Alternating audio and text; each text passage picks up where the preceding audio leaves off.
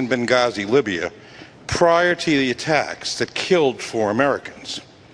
Who was it that denied enhanced security, and why? Well, let me first of all talk about our diplomats, because they serve all around the world and do an incredible job in a very dangerous situation. That's not what the guy asked. With all due respect, the president dodged a very important question about who pulled 2 security teams out of Libya in August. He just simply dodged it. It was embarrassing. After that, the Libyan deal got even worse. You said in the Rose Garden, the day after the attack, it was an act of terror. It was not a spontaneous demonstration. Is that what you're saying? Please proceed, Governor.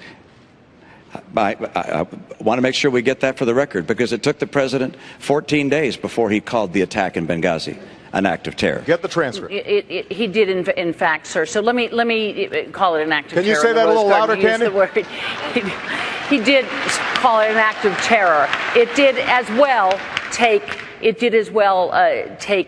2 weeks or so for the whole idea of there being a riot out there about this tape to come out. You're correct about that. Ms. Crowley, with all due respect, because I like her, totally blew it. 100% blew it. All right. Candy Crowley helped the president. All right. She actually helped him when she should have stayed neutral. The president did not specifically call the murder of the American ambassador in Libya a terrorist attack. In the Rose Garden, he was speaking generically about the nation not giving in to terrorism, no matter what form it takes. Ms. Crowley did not make that clear. Now, that controversy came up when I talked with Katie Couric today. Ms. Crowley, with all due respect, blew it. What the president said in the Rose Garden was that Americans will never give in to terrorism. It was a general statement. He did not label the Benghazi attack terrorism. I think it's sort of subject to interpretation in terms of what he said. Fair. Is that fair? That's fair. You could interpret it that way. However, here's where that argument falls down, is that the president sent his acolytes out to say it was generated by that crazy tape. And you had Ambassador Rice say it. You had his press secretary say it. Mr. Obama's press secretary, Jay Carney, said it. So it doesn't really add up in the body of what happened.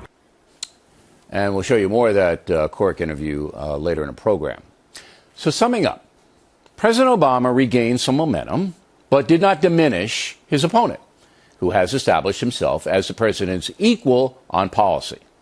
With the third debate looming next Monday night, anything, and I mean anything, could happen in this very intense race. No spin. Massimo.